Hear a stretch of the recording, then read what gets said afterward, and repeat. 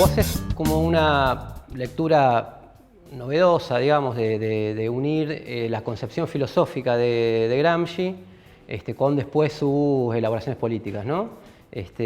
O por lo menos novedosa de lo que yo he leído. Ahí hay como tres conceptos, digamos: traducibilidad de los lenguajes, político, filosófico y en general, nueva inmanencia y la ortodoxia en la concepción de Gramsci. ¿Cómo puedes sintetizar esa cuestión tan simple, digamos? Una pregunta más fácil no había. Yo creo que quizá la lectura no es tan novedosa, es más una lectura atenta, porque, digamos, lo que yo propongo es utilizar el propio criterio que tiene Gramsci para analizar la coherencia interna del marxismo, usarlo para analizar el propio desarrollo de sus conceptos. ¿Qué quiero decir con esto? Él toma esta idea de la traducibilidad de los lenguajes científicos y filosóficos a partir del paralelismo que existe en la literatura moderna, en el idealismo alemán y en el propio Marx, entre Revolución Francesa e idealismo alemán, ¿no? Que por algún lado, bueno, cita sobre todo de la Sagrada Familia, ¿no? Porque Gramsci es un lector de los textos del Marx joven o no tan joven, o sea, no el Marx estudiante, pero el Marx así en transición, ¿no? Anterior al manifiesto. Y agarra esta idea de que hay una traducibilidad de los lenguajes, o sea que lenguajes que expresan realidades históricas distintas, pero que tienen o responden a un nivel de desarrollo histórico análogo, tienen equivalentes, ¿sí? Entonces, él toma esa idea de la filosofía clásica alemana como una expresión del mismo movimiento que la Revolución Francesa, pero en el plano de la teoría, ¿no? Que lo había dicho Hegel también, ¿no? Como diciendo, bueno, lo que en Francia es una política apasionada y revolucionaria, en los alemanes es tranquila teoría, y Marx lo había dicho más críticamente: estamos afuera de la historia porque somos contemporáneos filosóficos del presente sin ser sus contemporáneos históricos, ¿no? Entonces, esta idea de la traducibilidad de los lenguajes sirve para ¿qué? A Gramsci le sirve primero para discutir la filosofía de Benedetto Croce, que ahora parece una antigüedad total, sí, pero en su momento era un intelectual muy importante, no solo a nivel de Italia, sino a escala europea, donde él intenta analizar determinados conceptos del pensamiento de Croce para traducirlos a la concepción marxista. En especial todo lo que Croce denominaba la cuestión ético-política, que Gramsci lo identifica con toda la problemática de la hegemonía, es decir, de cómo lograr un predominio de la clase obrera sobre otros sectores sociales, que no sea únicamente por cuestiones económicas o políticas, sino que sea también un liderazgo intelectual y moral, lo cual incluye la elaboración de una concepción filosófica, ¿no? A su vez, este concepto Gramsci lo utiliza para pensar la unidad interna del marxismo. Él dice, así como hay traducibilidad de lenguajes distintos, externos, que tienen una relación de externidad, no lo dice con estas palabras, pero tiene una relación exterior, esa misma traducibilidad se puede aplicar a los mismos componentes de una concepción. Entonces, hay una cierta, no una coherencia absoluta, obviamente, pero hay una cierta coherencia entre los conceptos económicos, filosóficos, históricos y políticos del marxismo, y eso es lo que te da de alguna forma la otra idea, que es la de la nueva inmanencia, ¿no? Que la inmanencia, bueno, en la filosofía se considera la cualidad inmanente, es decir, que las causas y los efectos están en un mismo plano de realidad, no que las causas de la realidad son trascendentes, ¿no? Gramsci lo que dice es que el marxismo relabora esta concepción, que era una concepción asociada históricamente al materialismo, aunque sea un materialismo metafísico, ¿no? Como el de Giordano Bruno o Spinoza, que ahora está muy de moda. Dice que el marxismo relabora esta idea planteando una nueva síntesis de las famosas tres fuentes y tres partes integrantes del marxismo que decía Lenin, ¿no? Entonces dice, no hay una economía, no es que el marxismo es la economía política clásica, la historia y la política francesa y la filosofía clásica alemana, sino que es una reelaboración de esos tres principales movimientos de la cultura de Occidente, dando lugar a una concepción nueva, de forma tal que en cada fragmento del marxismo económico, filosófico, histórico, político, se expresa esta nueva síntesis de estas tres escuelas o tres formas de pensamiento, ¿no? Esa idea de la nueva inmanencia tiene un rol bastante estructural, digamos, en la construcción de los conceptos de los cuadernos de la cárcel, porque tiene bastante relación con la tentativa de Gramsci de desarrollar conceptos integrales, ¿no? Que él de hecho usa bastante la palabra integral, a veces usa la palabra totalitario también en un sentido parecido, muy distinto al que tiene ahora, ¿no? Claro. que es la idea de buscar conceptos que expliquen no solamente un aspecto de la realidad, sino las múltiples relaciones, llegar lo más posible a una explicación de conjunto en la que no haya un hiato, digamos, o un dualismo entre los fundamentos filosóficos, los políticos, los históricos y los de estrategia, ¿no? En última instancia también. Yo creo que esas dos ideas, digamos, son muy importantes para entender después otras cuestiones como las críticas que hace Gramsci a las concepciones de tipo reformistas, que mucha gente dice, bueno, pero no habla contra el reformismo de tal y tal manera, pero si vos lees las críticas que hace a la concepción filosófica de Benedetto Croce, claro, dice esta concepción de la dialéctica que tiene este hombre, de que hay que definir de antemano lo que se va a conservar porque hacer revoluciones es algo muy peligroso, es el pensamiento del reformismo moderno y del evolucionismo, y ahí los une, digamos, a los liberales conservadores con los reformistas socialdemócratas, ¿no?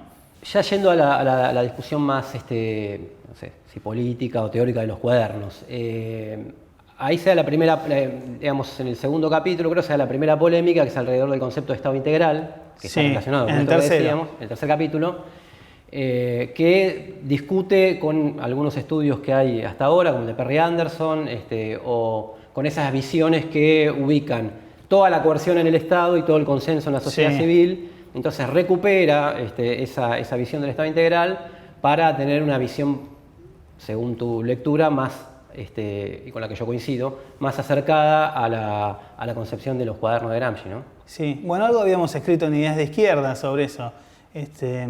Vos serías como un escritor oculto de una parte de los capítulos, sí, ¿no? Un poco mucho. Un poco. Yo creo que lo importante de la temática del Estado integral, primero que todo, es poder incorporarla en una concepción marxista clásica. ¿Por qué? Porque como muchas veces los intelectuales gramscianos la toman en un sentido de una evolución lineal ganando consenso en la sociedad civil, ¿no? Por ejemplo, yo ahí cito algunas cosas de Carlos Nelson Coutinho, de su trabajo sobre la dualidad de poderes.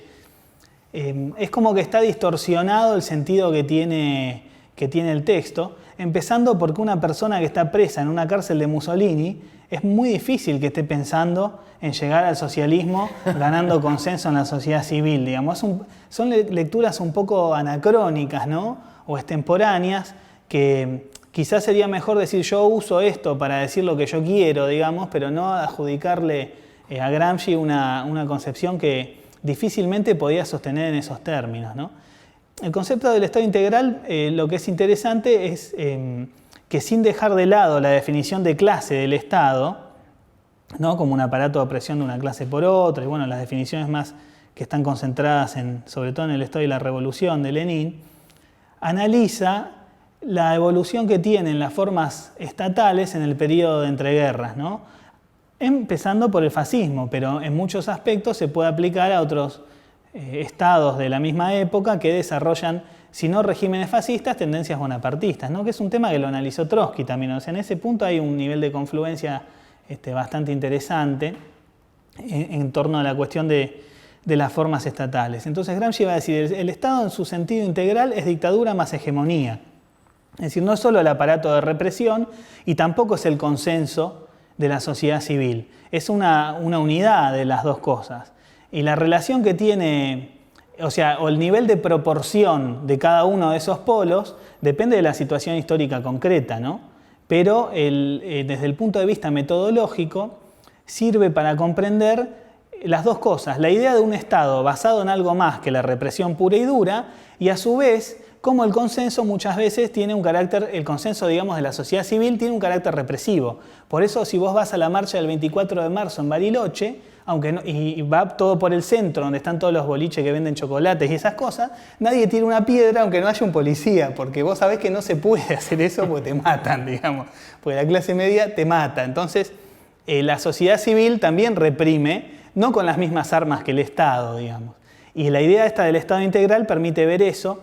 Yo creo que Trotsky, en un texto que Gramsci lo toma como referencia por otra cosa, que es la cuestión de Oriente y Occidente, cuando analiza el problema del fascismo en Italia, él dice una cosa que es interesante, que dice, en Europa occidental va a ser más difícil hacer la revolución que en Rusia, porque no podemos tomar a la burguesía desprevenida, porque ya está movilizada, ya está organizada y tiene guardias blancas, es decir, no solamente vamos a luchar contra los batallones principales, digamos, de la reacción, sino también con sus fuerzas de reserva.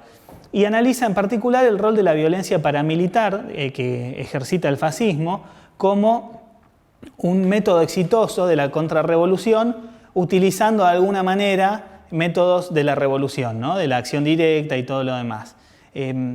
Eso es importante, ¿por qué? Porque el tema de la violencia paraestatal no termina, o sea, no es Estado y no es sociedad civil, es una cosa que está en el medio y que precisamente es el tipo de realidad histórica a la que apunta la idea del Estado integral, ¿no? Por eso Gramsci, una de las cosas que va a decir es que las organizaciones de masas como partidos y sindicatos, a partir de estos cambios en las formas estatales, empiezan a jugar un rol de policía, ¿sí?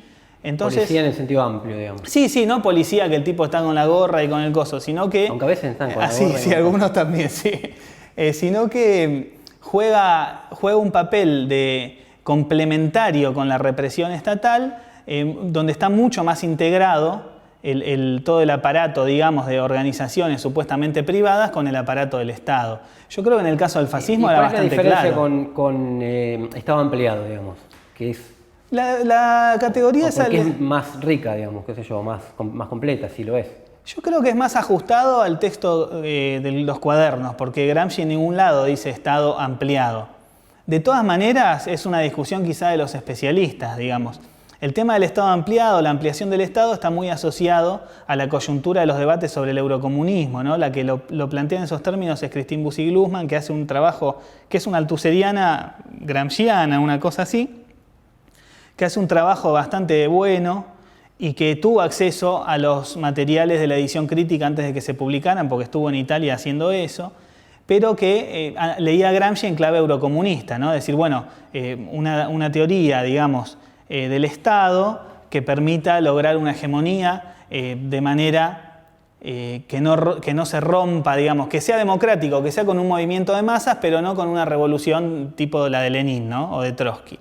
Entonces, está muy asociado a ese tipo de lecturas y en general los que plantean la categoría esta del Estado ampliado la plantean haciendo mucho énfasis en la importancia del consenso en la sociedad civil y no tanto en la unidad de consenso y represión, que es lo que yo trato de remarcar y que me parece que tiene bastante que ver no solo con lo que dice el texto de los cuadernos, sino también con otros desarrollos posteriores de los propios estudios gramscianos, ¿no? De cómo leer los análisis de Gramsci sobre las tendencias totalitarias del momento histórico en el que él le toca escribir y bueno, todas esas cosas. ¿Y, ¿no? y la crítica a Perry Anderson o en la visión de Perry Anderson, cuál te parece que es el punto más cuestionable?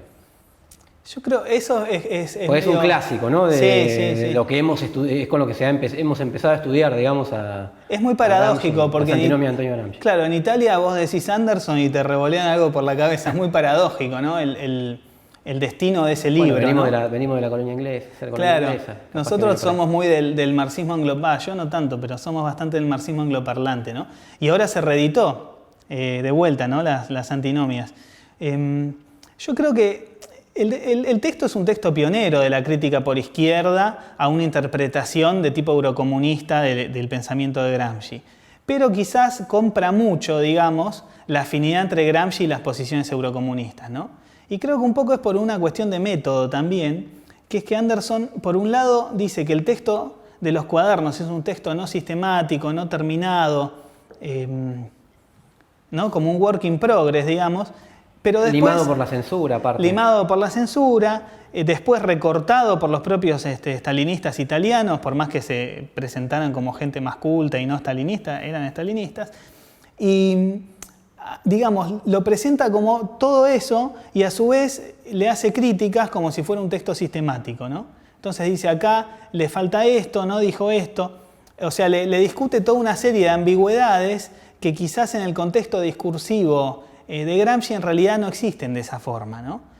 Una de ellas es esta cuestión del Estado o de los modelos de relación entre Estado y sociedad civil, ¿no? Que, bueno, viste que Anderson dice, hay como un primer modelo que sería una... Sí, 3 modelos. ¿no? Sí, en Occidente, ¿no? Que sería en Europa Occidental, un primer modelo que plantea una relación equilibrada o mejor dicho, no equilibrada, plantea una primacía de la sociedad civil sobre el Estado, ¿no? Y que la sociedad civil, digamos, es la que puede sobrevivir a la demolición del Estado. Un segundo modelo que plantea una relación equilibrada y un tercer modelo donde se identifican o son idénticas, Estado y sociedad civil. Y por distintos motivos va explicando por qué esos modelos no son marxistas, ¿no? El primero sería porque la primacía de la sociedad civil lleva a una concepción de tipo eurocomunista de llegar al socialismo por la vía del consenso y la cultura. El segundo porque subestima que en realidad el Estado tiene la primacía en el ejercicio de la represión porque tiene el monopolio legal. Y el último porque confunde Estado y sociedad, ¿no? O sociedad civil. Eso tiene varios problemas. Primero, que Anderson lo presenta como que Gramsci va haciendo intentos de dar una explicación de cómo establecer una relación sana, digamos, o correcta entre los dos términos, ¿no? De Estado y sociedad civil. Volvamos a explicarlo porque estamos hablando hace rato. O sea, el Estado como el aparato más propiamente represivo, la sociedad civil como un entramado de instituciones donde están los sindicatos, los partidos. Bueno, es una discusión hasta dónde está la escuela o si la escuela es un poco de las dos cosas, ¿no? Asociaciones culturales, clubes, iglesias, bueno, todo eso sería la sociedad civil, ¿no? Entonces Anderson presenta como que Gramsci trata de ir haciendo tres modelos para resolver una forma de relación entre los dos términos. Y en realidad Gramsci no está pensando en eso, o sea, en ningún momento dice yo estoy tratando de hacer un modelo para explicar bien esta relación entre estos dos términos. Eso en realidad es un berretín de Anderson, que está bueno igual porque es interesante para analizar posibles contradicciones que puede tener el discurso de Gramsci, pero no es específicamente una preocupación de Gramsci resolverlo en esos términos, digamos, ¿no? De decir, bueno, quiero encontrar el modelo que explique esto. Primer punto. Segundo punto, en la sucesión temporal de los tres modelos, por ejemplo, hay notas que toma Anderson de los cuadernos para explicar cada uno de estos modelos. En el segundo modelo, que sería el de la relación equilibrada entre Estado y sociedad civil, hay notas que son posteriores al supuesto tercer modelo, que sería aquel en el que se identifican y que es el pasaje este que hablábamos antes del Estado integral, ¿no? O sea que desde el punto de vista de la cronología de la redacción de las notas, no es correcto el tipo de reconstrucción que hace de la escritura de estos supuestos tres modelos. Y después yo creo que lo más importante es que el argumento de que el monopolio de la represión lo tiene el Estado y que no sería marxista adjudicarle a la sociedad civil un rol represivo, para mí no resiste un análisis de la AAA o del fascismo italiano. O sea, si uno quiere pensar el Estado como un enemigo que en algún momento va a ejercer una violencia contrarrevolucionaria, digamos, contra la clase obrera, contra la izquierda o contra las izquierdas, digamos, porque cuando hay ese tipo de avances tampoco están preguntando vos de qué partido sos, digamos. Con ortodoxo. Claro, o si tenías acuerdo con Anderson o no, digamos, te matan y listo. Entonces, yo creo que desde ese punto de vista, quizás es una lectura como un poco académica, digamos, ¿no? Bien, otro eje, la relación entre la teoría de la revolución permanente de Trotsky y la hegemonía. ¿Cómo es la articulación que vos hacés ahí en líneas generales, digamos? Bien, vamos con todas las preguntas fáciles. Texto también. Sí, también hicimos, sí, en Ideas de Izquierda un poco. Para mí son básicamente dos cosas. Uno, las dos teorías tienen un origen común. ¿En qué sentido? En que hay un desarrollo del marxismo clásico que parte del análisis de la revolución burguesa, ¿no? De la revolución francesa y del proceso de desagregación de ese bloque que se llamaba pueblo, que es el sujeto de la revolución burguesa, por más que la dirige la burguesía, ¿no? Que en realidad medio que se pone ahí y cuando ya la gente hizo todo, cuando ya los plebeyos hicieron todo, sí, la burguesía va y se pone ahí a gobernar, ¿no? La sociedad se le cae encima. Claro, yo creo que eso está bastante bien analizado por Trotsky en Resultados y Perspectivas, ¿no? Donde él compara las revoluciones de 1789, 1848 y 1905 en Rusia, ¿no? Las otras dos en Francia y a escala europea, y él va señalando precisamente este tema, cómo va surgiendo el proletariado moderno a partir de que se desagrega el sujeto pueblo, digamos, o el bloque pueblo, y empieza a actuar como un actor diferenciado que lleva el proceso de las revoluciones burguesas tardías de 1848 más allá, que era un poco el programa que tenía Marx, ¿no? De revolución permanente, ¿no? Las conclusiones que saca Marx en la carta al Comité Central de la Liga de los Comunistas, donde dice que el grito de guerra de los proletarios tiene que ser revolución permanente, que tenía como un doble carácter, ¿no? Por un lado era una ubicación política para intervenir en las revoluciones burguesas tardías, que la clase obrera no lograba dirigir, sino que la dirigían sectores del Partido Democrático o del Partido Republicano, pero a su vez tratar de llevar el proceso lo más que se pudiera, que avanzara lo más que se pudiera en las condiciones de la propia emancipación de la clase obrera, ¿no? O sea que es un antecedente que incluso Trotsky después, muchos años después, cuando escribe un trabajo sobre la Revolución China y el problema de la relación entre la Revolución Obrera y la Revolución Campesina, va a retomar la idea de permanente de Marx, ¿no? De la Revolución Permanente de Marx. Entonces, este es un primer aspecto en el que coinciden, digamos, los dos análisis, que es el del proceso de constitución de la clase obrera como un sujeto nuevo y cómo eso impacta en la dinámica de los procesos políticos al interior de la sociedad burguesa y de los estados modernos. Gramsci hace un planteo similar, o sea, él analiza, él dice que durante todo un periodo todos los acontecimientos políticos de Francia se sintetizan en la fórmula revolución permanente, pero que a partir de 1848 se hace más complejo, digamos, todo el aparato estatal, y en eso también hay ambigüedades, porque a veces dice a partir de 1848, a veces dice a partir de 1871, se plantea una estrategia de conquistar hegemonía, ¿no? Pero digamos que las dos ideas parten del mismo origen común. Por otra parte, el tema de la revolución permanente, que Trotsky lo esbozó, o sea, lo anticipó. En realidad otros lo dijeron antes, ¿no? Pero el que hizo una teoría más clara fue Trotsky. Lo había planteado Riazanos, bueno, Trotsky un poco lo elaboró con Parbus también. El tema de la revolución permanente, que Trotsky lo adelanta en Resultados y Perspectivas, y después lo generaliza a partir de la experiencia de la Revolución China del 25-27, en general en el movimiento trotskista se ha analizado como una revolución, como la dinámica de la revolución en los países periféricos, ¿no? Entonces, como nosotros siempre andamos lidiando con corrientes que dicen que hay que hacer bloques con la burguesía nacional y cosas así, en general se considera... revolución por etapas. Digamos. Claro, como revolución por etapas, una etapa democrática primero y una socialista que no va a llegar nunca. Siempre se toma la permanente como la dinámica de la revolución en la periferia, que comienza por tareas democráticas y antiimperialistas y por la incapacidad de la burguesía de ir hasta el final en esa lucha, se transforma en una revolución obrera y socialista, ¿no? Ahora, si tuviéramos que analizar cómo sería esa misma mecánica, ¿no? Como es el término que utiliza Trotsky, o esa dinámica en un país de Europa occidental, ¿cómo sería esa misma mecánica que para la periferia es mucho más clara? Bueno, y ahí entra a jugar la relación entre la concepción de la revolución permanente como un proceso de llevar más allá de los propios límites el proceso de la revolución, en los términos que piensa Trotsky, ¿no? De democrática socialista, de nacional internacional, como transformación constante al interior de la sociedad posrevolucionaria o de transición, y la cuestión de la hegemonía, que en última instancia, ¿a qué responde? A la necesidad de la clase obrera de terminar de desagregar el bloque ese pueblo que surge en 1789 y hacer un bloque social hegemonizado por la propia clase obrera. Entonces, la relación entre las dos teorías desde el ángulo de pensar lo que sería la revolución permanente en un país de tipo metropolitano es un tema que no está agotado para nada. En el libro está esbozado este problema.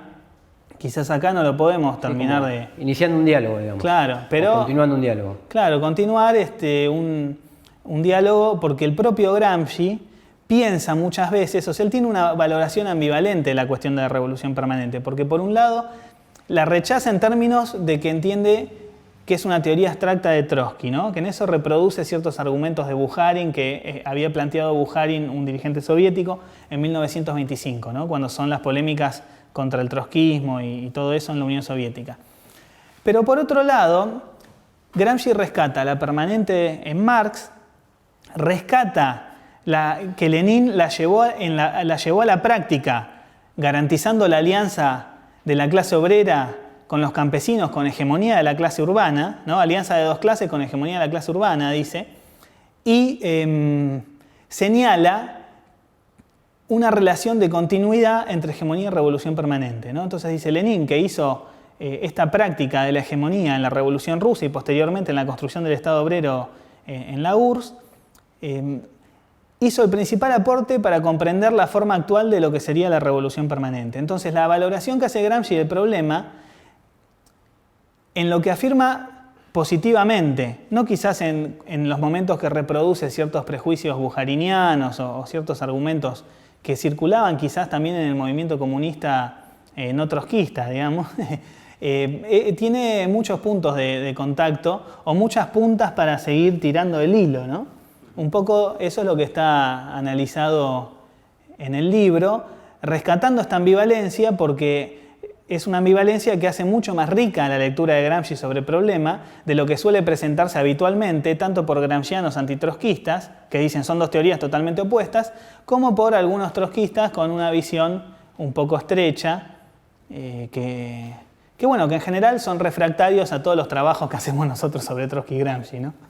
Está bien. Y sobre la cuestión de la hegemonía, la lectura común y silvestre, digamos, es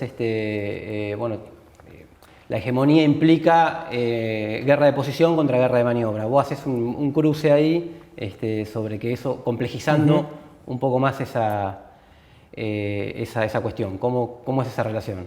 Bien, ¿Cuál es el aporte ahí que vos pones en el libro, digamos? Bien, aclaremos ahí. Cuando dice guerra de posición, Gramsci habla de lo que sería todas las luchas políticas más de tipo acumulativo, ¿no? Cuando dice guerra de maniobra, la insurrección, la guerra civil, las huelgas generales, todas las cosas a las que somos más afectos los trotskistas, digamos. Lo que yo rescato especialmente es un pasaje del cuaderno 15, donde él analiza la problemática, analiza otro concepto que es el de revolución pasiva, que no sé si lo vamos a discutir después, si llegaremos. O capaz que le dejamos alguno para que lean el libro. Sí, también, ¿no? Porque si no hacemos todo muy fácil para los lectores. Analiza este problema y dice lo siguiente. Él básicamente, ¿qué va a decir? Dice, hay determinados periodos donde la guerra de posiciones se impone como la única lucha posible por el terror al jacobinismo, ¿sí? Y da el ejemplo de los sindicalistas franceses después de la Comuna de París, ¿no? Que dice, después de una tentativa fracasada de tomar el cielo por asalto, surgen las corrientes que dicen, no hay que darse este objetivo, sino que en última instancia hay que seguir siendo subalterno. O sea, hay que hacer reclamos, que toque el otro, pero dentro de un marco más seguro, que es el de no cuestionar el poder del Estado capitalista, ¿no? Entonces, dice, durante un periodo puede primar esta forma de lucha, pero en determinado momento se va a transformar de nuevo en guerra de maniobra, ¿sí? Entonces, es muy interesante porque la mayoría de los partidarios de decir que la guerra de posición es una estrategia alternativa a la del marxismo clásico, que no va más la lucha por el poder, que no va más el tipo de revolución como la que se hizo en Rusia, y todo eso parece que nunca leyeron ese pasaje. Obviamente, quizás puede ser una pista falsa y yo lo estoy sobreinterpretando, pero me parece que si vos analizás otros pasajes donde Gramsci toma este problema, sobre todo sobre el problema político-militar de la unificación italiana, donde él analiza este problema de cómo se podía lograr hacer una insurrección simultánea en todo el país y que a su vez tuviera base popular, tiene que ver con esto, ¿sí? Y una de las cosas que le critica él al Partido de Acción, que era el representante de las clases populares, mal o bien, del proceso de unificación italiana, es que no entendió la relación de estas dos formas de lucha, ¿no? Entonces que Mazzini, que era su dirigente, era un tipo que pensaba que todo el tiempo la gente estaba dispuesta a hacer insurrecciones y no organizaba, no hacía una preparación política de largo aliento que permitiera hacer una insurrección simultánea en todo el país que echara a los austríacos y que los disuadiera de volver, porque no se trataba solamente de echarlos, sino que los tipos con el orgullo herido no terminen volviendo y destruyendo la resistencia italiana, ¿no? Entonces, como Gramsci siempre hace un cierto paralelismo entre el análisis del pasado de Italia y del presente y de la revolución de unificación nacional de Italia y las luchas obreras, o sea, siempre hace ciertos paralelismos o analogías, me parece que hay suficientes elementos en los cuadernos como para ablandar un poco esta idea de un Gramsci partidario de una guerra de posiciones totalmente inamovible y que nunca va a tener un final, digamos, ¿no? Sí, eso por lo que planteas anteriormente. Es como tomar la revolución pasiva, que ahora nos explicás lo más sintético posible como proyecto y no como método de análisis, ¿no? De los procesos de revolución pasiva como proyecto programático estratégico o como proyecto político y no como análisis de lo que se da. De hecho, nuestra apropiación es para pensar procesos similares, digamos, o que se acercan. Claro, bueno, aclaremos un poco eso de la revolución pasiva, que es un término que genera muchos problemas, ¿no? y tenemos algunos críticos que, no sé, capaz no lo terminaron de leer bien o no sé, tienen problemas para analizarlo, me parece, en el contexto en que Gramsci lo construye. El concepto en realidad es un concepto de un historiador de la Revolución Napolitana de 1799 que se llama Vincenzo Cuoco. Vincenzo Cuoco analiza la Revolución Napolitana, que en realidad es una revolución pro-francesa, hecha por una minoría contra el dominio de los Borbones españoles y que es derrotada. Entonces Cuoco lo que va a decir es que no hay que ser tan ultra, digamos, como fueron estos tipos, y que hay que hacer una revolución pasiva, que ¿qué significa? Que tiene que ser una revolución que interese a la mayor cantidad de personas en que la revolución se haga, ¿sí? Una cosa casi textual. Una nueva mayoría, en términos actuales. Sí, bueno, ese también sería otro anacronismo, ¿no? Y entonces, ¿qué dice Gramsci? Gramsci dice, en el proceso de unificación italiana, los liberales moderados tomaron esta idea y la pervirtieron. Entonces, ¿qué dijeron? Vamos a hacer un proceso que no tenga nada que ver con la Revolución Francesa. Y para que no tenga nada que ver con la Revolución Francesa, ¿qué vamos a hacer? No le vamos a dar la tierra a los campesinos. ¿Sí? Básicamente, el análisis de Gramsci sobre la revolución pasiva para el caso de Italia significa esto. Es decir, él utiliza la categoría de Cuoco, pero la resignifica. ¿De qué manera? En el sentido negativo que él le atribuye a cómo la utilizaron los propios liberales moderados que estuvieron como partícipes muy importantes en el proceso de unificación italiana, ¿no? Y una cosa que agrega es el rol que jugó el Estado piamontés suplantando una clase social, porque él dice no había una clase con una extensión verdaderamente nacional que juegue el rol, digamos, que jugó mal o bien la propia burguesía francesa en la Revolución Francesa, ¿sí? Entonces hay un Estado, que es el Piamonte, que suplanta una clase, y eso lo que impide es que el proceso se constituya como un proceso con un bloque popular en el cual las clases populares ven satisfechas sus demandas. Por eso una revolución activa. Claro, que sería una revolución activa, digamos, ¿no? Entonces, bueno, después ese concepto Gramsci lo va amplificando para hacer análisis sobre otros problemas. Por ejemplo, él va a decir, ¿el fascismo se puede pensar como una revolución pasiva? ¿En qué sentido? En el hecho de que es una forma de modernizar lo más posible el capitalismo italiano sin llegar a una economía verdaderamente nacionalizada, para lo cual habría que hacer una revolución obrera, digamos. ¿Se puede analizar en estos términos? Queda planteada la pregunta, ¿sí? Hay algunos investigadores que consideran que Gramsci hace la pregunta, pero es una pregunta retórica y que en realidad él opina realmente esto hasta el final, ¿no? Yo creo que es más ambiguo, no está... es una hipótesis, digamos, como es otra hipótesis la que dice sobre el desarrollo del Fordismo y de la producción industrial norteamericana, donde se pregunta si puede ser un proceso de revolución pasiva en el sentido que haga una modernización desde arriba, o es un desarrollo que va a generar un proceso clásico de tipo francés, o sea, una revolución más clásica como la que sería la revolución rusa, ¿no? Porque siempre hace ese paralelismo, ¿no? Entre revolución francesa, revolución rusa, jacobinismo, bolchevismo. Compara siempre la historia de la revolución burguesa con la historia de las revoluciones obreras. Entonces, este concepto de revolución pasiva tiene como punto bueno, ¿qué cosa? Que permite comprender de qué manera se recomponen los poderes estatales en determinados momentos de crisis, asumiendo ciertas demandas desde abajo, pero distorsionando su sentido más profundo revolucionario. Que nunca hay una situación sin salida, digamos, para el capitalismo. Exactamente. Y también está en Trotsky eso, ¿no? Claro, sí, o en Lenin. Pero no hay situación sin salida. Y hay mecanismos. Y hay mecanismos específicos a través de los cuales se reconstituye la autoridad del Estado, digamos, a través de restauraciones con un discurso progresista, básicamente, ¿no? Lo que decías vos, la diferencia entre tomarlo como un proyecto o como un hecho. En general, las interpretaciones que toman a Gramsci como un teórico de la evolución pacífica del socialismo no son contrarias a una concepción de revolución pasiva. Por eso muchos gramscianos han apoyado toda clase de gobiernos autodenominados posneoliberales, incluso algunos que en su política no fueron muy posneoliberales ni antineoliberales, como el caso de Brasil, bueno, y ese tipo, ¿no? Las experiencias de lo que se conoce como los gobiernos progresistas latinoamericanos, ¿no? Bien, el príncipe y la metáfora del partido, como metáfora del partido, digamos, para ir ya después cerrando. Ahí se da una discusión con Peter Thomas, que es otro que trabajó Gramsci recientemente. ¿Cuál es la posición o cuáles son las ambivalencias o cuáles son las discusiones alrededor de la concepción general de partido, que es un capítulo también del libro, ¿no? Sí, en realidad es un tema bastante complejo porque Gramsci con la cuestión de Maquiavelo, digamos, y con la cuestión del príncipe, analiza tanto la problemática del partido como la del rol de la política en el marxismo, ¿no?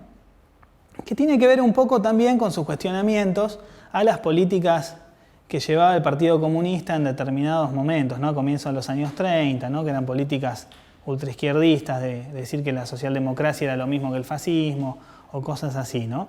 Pero ahora es una reflexión de más largo aliento donde intenta establecer un nexo entre Marx y Maquiavelo y pensar cómo muchas temáticas que están en el pensamiento de Maquiavelo se reelaboran en el marxismo, en especial la de la creación de nuevas relaciones de fuerza, ¿no?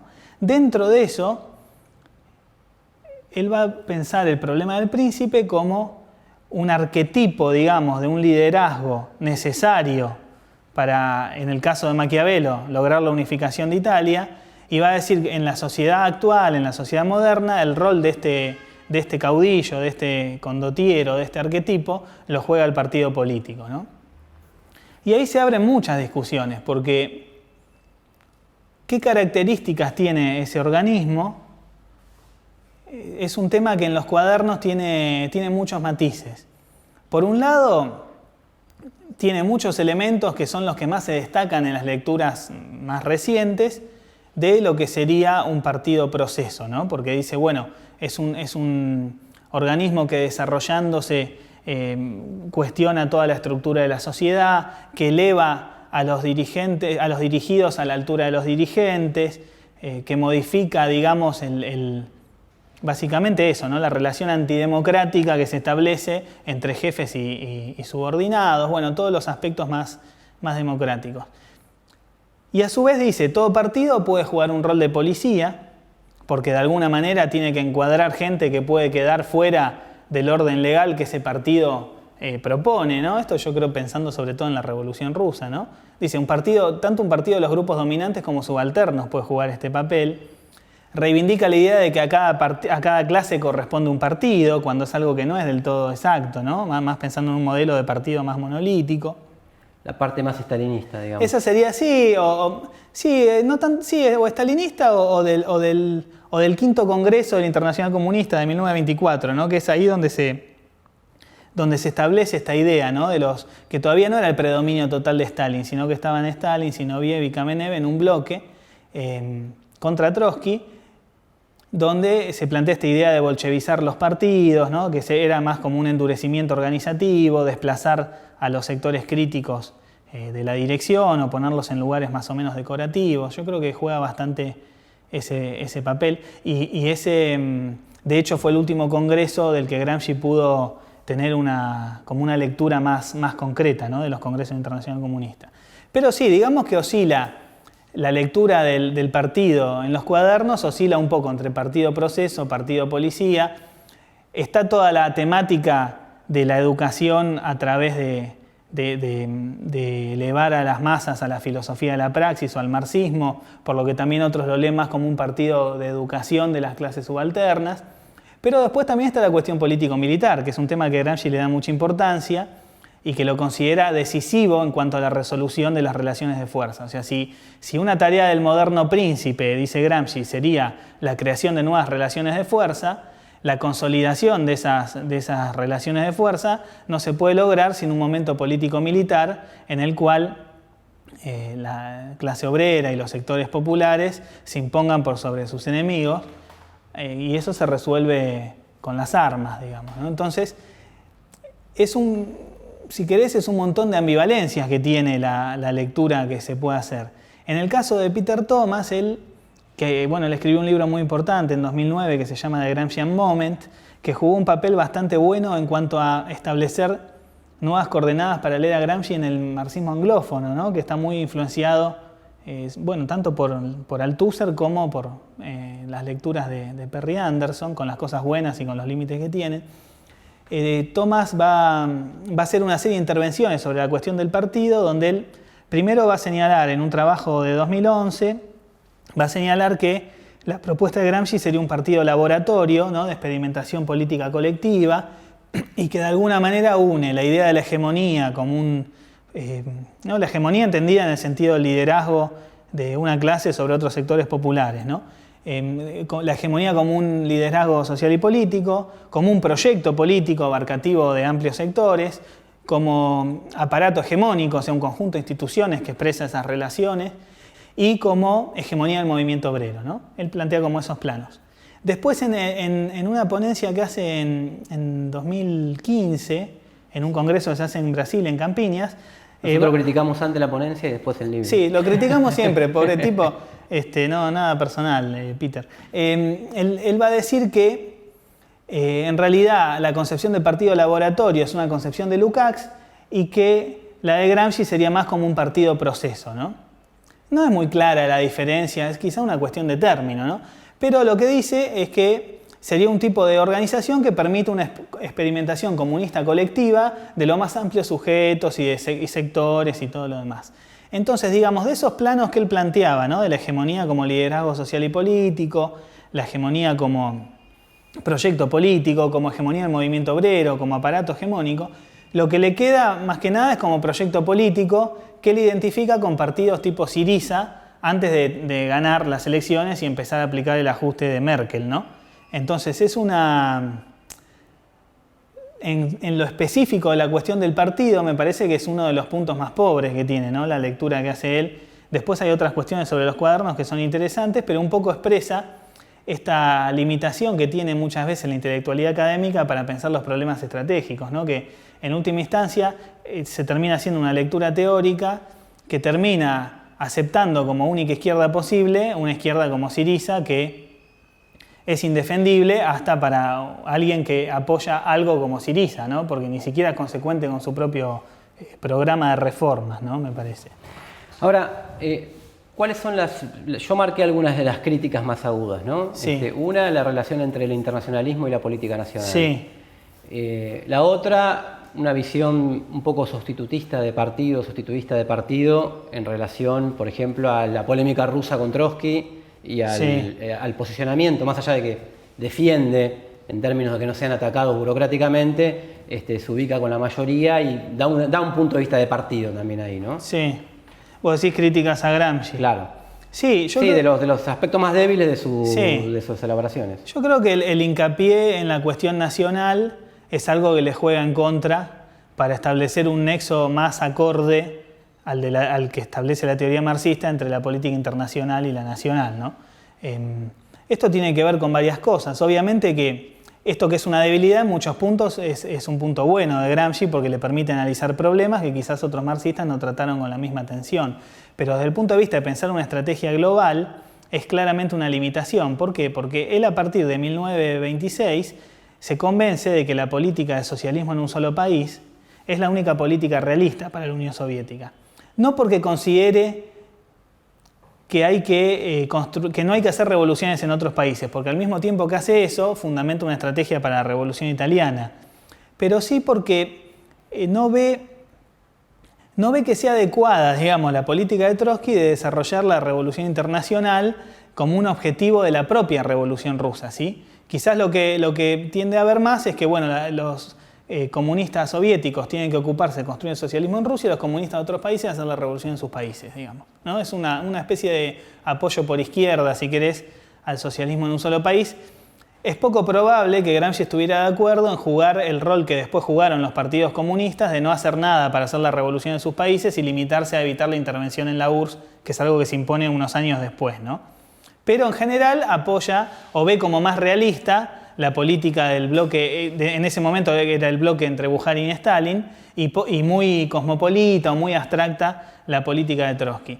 Lo cual es muy contradictorio, porque él en uno de los pasajes que discute esto, es como que tiene una cierta oscilación, ¿no? Porque dice, el punto de partida, o mejor dicho, la política... Una cita con muchos peros. Sí, tiene una frase con 2 peros, digamos, donde dice algo así como el punto o el ámbito donde se resuelve la política en términos de hegemonía es el nacional, pero tiene que partir de la política internacional, porque la política internacional es la perspectiva que permite hacer la política nacional y se tiene que hacer según directivas internacionales. Entonces todo se arma toda una especie de berenjenal con esa idea, que para mí indica un poco que no lo tenía muy resuelto desde el punto de vista teórico el problema, ¿sí? Quizás era más una cuestión política, que él consideraba más realista esa política, obviamente para mí equivocadamente, y que lo hace tener un punto de vista internacionalista abstracto, que era lo que él le adjudicaba a Trotsky también, ¿no? Porque decir que yo hago política nacional, pero lo hago según directivas internacionales, ¿cuáles? Las que da la Unión Soviética, que no daba ninguna, digamos. Entonces, su concepción del internacionalismo era me parece, mucho más acorde al marxismo en la etapa de los consejos que en la de los cuadernos. No obstante eso, sería un error considerarlo un mero apologista del socialismo en un solo país y todo lo demás. Después el otro punto débil es que al no ver en toda su magnitud el proceso de la burocratización de la Unión Soviética, no tiene una teoría sobre el problema de cómo enfrentar hasta el final las tendencias burocráticas, ¿no? Sobre todo en la URSS, porque en el caso de los sindicatos burocratizados en Occidente y todo es un tema que lo analiza. De hecho, en los estudios gramscianos se trabaja bastante, ¿no? Las cuestiones de partido, burocracia, legislador, bueno, varios temas. Sí, de hecho, el uso que le hemos dado acá fue para tratar de explicar la burocracia sindical. Sí, nosotros lo usamos también para discutir un poco el rol de los sindicatos en Argentina, ¿no? Un poco como sociedad civil y un poco como Estado. Pero en el caso de la Unión Soviética, si bien llega a tener cierta visión crítica, hay unos pasajes donde habla del parlamentarismo negro, ¿no? Que dice, bueno, una vez abolido el parlamentarismo legal, sigue habiendo lucha de intereses y eso expresa una continuidad del corporativismo que es contraria a la hegemonía, ¿no? Una cosa así. Que es un poco lo que él pensaba de la oposición de izquierda. Y de Trotsky. Esta es una de las últimas notas que escribe en los cuadernos, es de 1935. Pero él en 1926 había dicho algo parecido sobre la oposición de izquierda y Trotsky, planteando como que bueno, tenían una posición sindicalista y no entendían el problema de la hegemonía obrera que se tenía que hacer en la URSS a través del predominio del partido, que tenía el punto de vista de la clase obrera y para eso había que unir toda la capa dirigente que no tenga divisiones, diferencias y todo lo demás.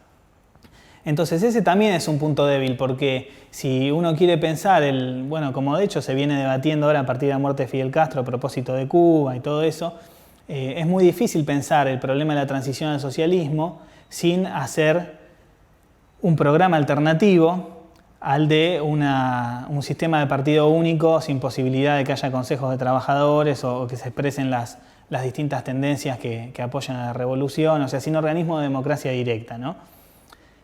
No obstante esto, su propia experiencia en los consejos de fábrica se expresa un poco también en el texto de los cuadernos, ¿no? Donde él rescata en determinados pasajes la cuestión de la democracia fabril, liga la cuestión de la democracia fabril y del ejercicio del control obrero a la conquista de una condición autónoma de la clase obrera, pero en los pasajes que se refieren específicamente a la URSS no toma tanto este problema, lo cual puede tener que ver con cierto análisis que tenía, digamos, que está relacionado con lo que hablábamos antes sobre los cambios en las formas estatales en el periodo de entreguerras, de que él ve que hay una cierta continuidad o una cierta sobreextensión de las tendencias totalitarias.